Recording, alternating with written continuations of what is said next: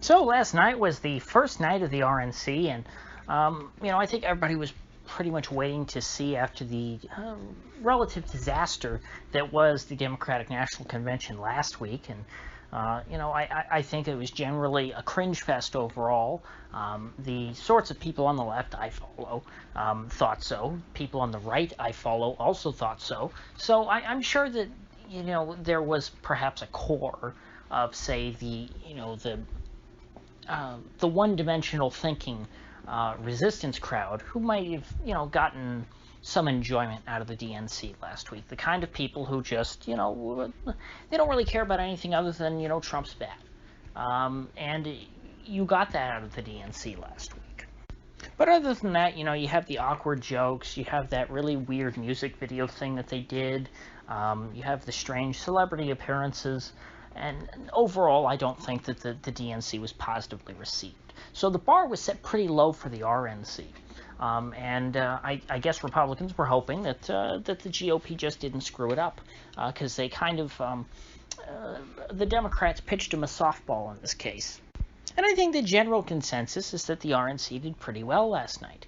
I'm not going to say they hit it out of the park because, well, it's hard for me to know exactly what hitting it out of the park would constitute, because, they certainly didn't hit it out of the park for me, but I'm not the average voter. There really is no such thing as the average voter in 2020. We have some divisions in America, as some people may be familiar with. So targeting the median voter isn't really that smart because there aren't a whole lot of median voters in this country.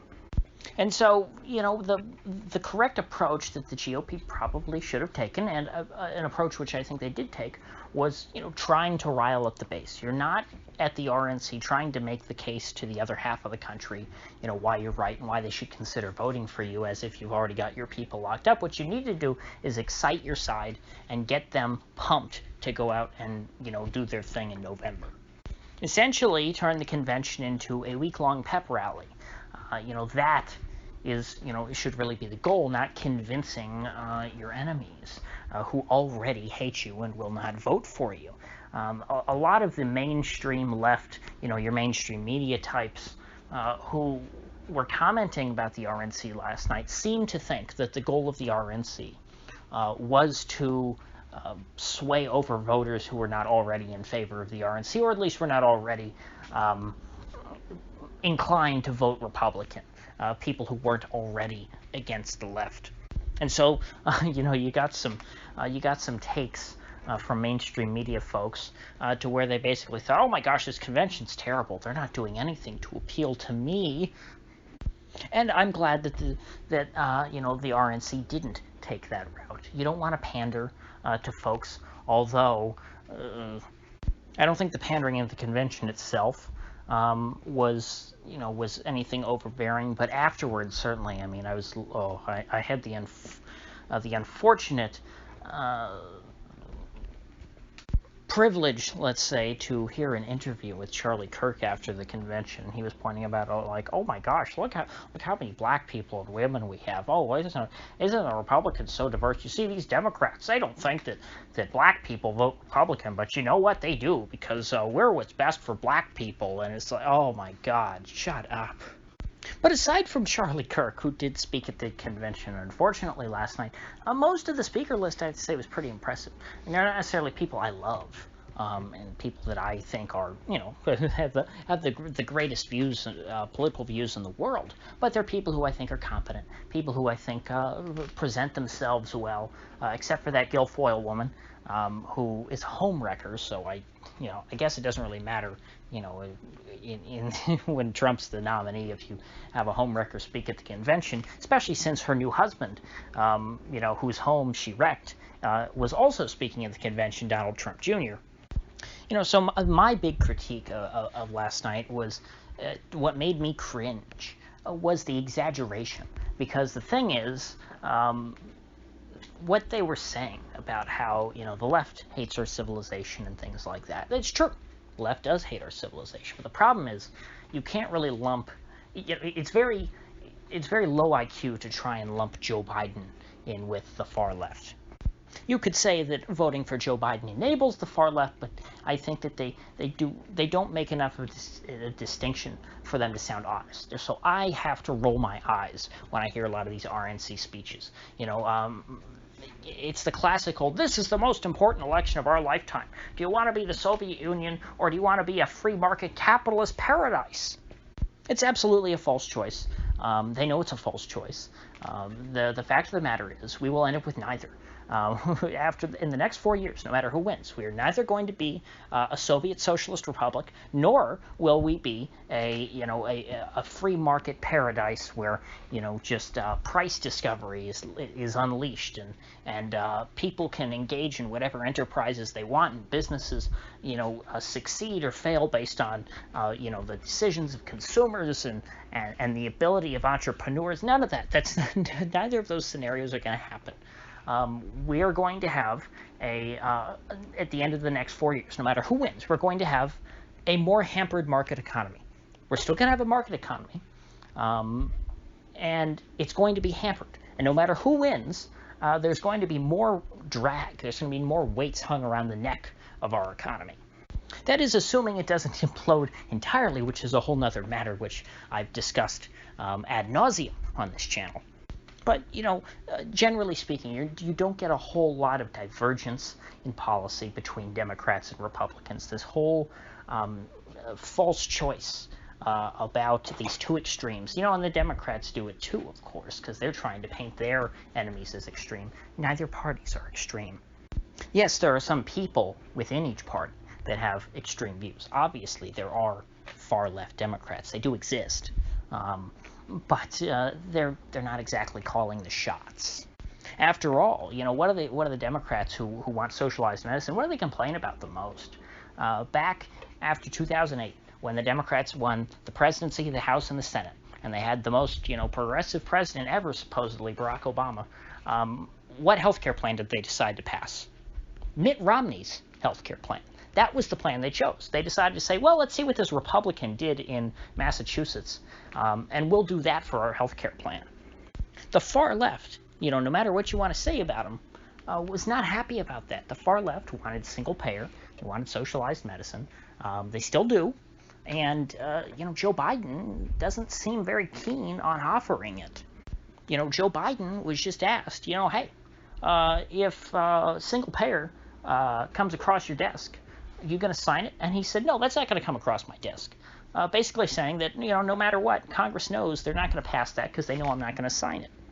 And so when the GOP, tries to paint the other side as a pack of raving communists, and they bring out all these people from countries like Cuba and Venezuela who have very sad stories and come from, really messed up countries that have been through a lot and who have actually suffered under actual socialism. Yes, they really do have socialism in Venezuela. They did seize the means of production. Hugo Chavez did walk down the streets in Caracas and say, I'm going to expropriate this building, and this building, and this building, and this business, and all the oil money. Although, now that I think about it, I believe the oil company in Venezuela was already nationalized long before Chavez. I believe that might have happened back in the 70s, so not fair to blame him for that. And of course, they had Cubans on, of which, it's not hard to find a Cuban who's going to badmouth Castro, because Castro pissed off a lot of good people. Castro ruined a lot of lives. He did a lot of bad things, and Cuba's still very poor. So, that's a valid point to make, but Joe Biden is not Fidel Castro. It's just when you make that case, it rings hollow, and it, pisses people like me off who have seen a few Republican national conventions in their life. I'm only 22. And guess what? I've seen every 4 years for as long as I can remember, at least back to 2012 was probably when I was really aware watching the convention, because I was like in 5th grade in 2008. When I watch these elections and these conventions, when they say, this is the most important election of our lifetime, you got to vote for Republicans now or else we end up with socialism. And then I watched Mitt Romney lose like a dog in 2012, and guess what happened? 2016 rolls around, and America's not a socialist country. We don't, Obama didn't seize the means of production. We're not all, reading Mao's Little Red Book. And so lo and behold, I realized, hey, these Republicans, they're not so honest. when they speak. They might just be saying these things to try and motivate me to get out to vote. And then I see, Trump come in, and what happens? Does the size of government shrink? Does spending go down? Do laws start getting repealed? Does the federal government start losing influence over the economy? Does the federal government, stop oppressing individual liberties as much as they were before under Obama and under Bush and under Clinton and under everybody else? No, it always gets worse. We're running record deficits right now. Not that anybody cares about deficits anymore, but I just mean these are all the things that the Republicans have warned me about. That oh my gosh, if you don't vote for us and the Democrats get in, look what's going to happen. But anyway, obviously a lot of people buy into that stuff still, because there are people who are a lot older than me who are still, drinking the Kool-Aid as far as that's concerned. And they get real upset and they go, oh boy, if Joe gets in, those communists who are associated with him are going to, start pulling his strings. And I'm not saying that's completely untrue. Sure, I'm sure that the leftists and the Democratic Party are going to be able to get some concessions out of President Joe Biden, but the United States, as a result of Biden's election, will not be, effed up beyond repair over the course of the next 4 years. Now, with that said, I do want to focus a bit more specifically on the tone that people took, other than my personal criticisms, which again don't matter because I am, one of the smallest minorities. Most voters do not think like me. The people who the Republicans had to appeal to last night and this whole week are their own voters. They need to make sure that their voters are excited and they go and get out. And assuming that most Republican voters do not have a memory as long as mine, well then that's okay. That doesn't matter that they keep saying the same things, because they did say it effectively. I think that most of the speakers that they had out there, with some, a couple of notable exceptions, are people who do make the case well. I thought Herschel Walker was effective. I thought that Cuban guy was effective. I think that having out the McCloskeys was very important. I'm very happy that the RNC was able to include them. Because what happened to them is horrifying. Obviously, it's not the greatest, crime against humanity in history, but it's a bad thing that should be pointed out, and it's something that ordinary Americans should fear. It's something that ordinary Americans need to be aware of, even though it's not something that I think can be solved by voting. I guess that's my biggest critique, but I've made that clear at this point. The problems raised by the Republicans last night, their so-called negativity, I think was very valid.